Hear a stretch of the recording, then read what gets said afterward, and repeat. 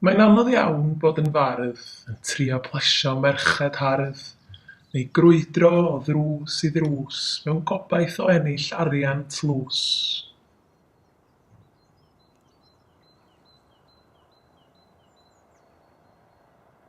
Hoffwn i fyw mewn profens bell, ella mewn llys neu mewn papell. Sdim ots gen i os fyddai'n boeth a fyddai'n medru cysgu noeth.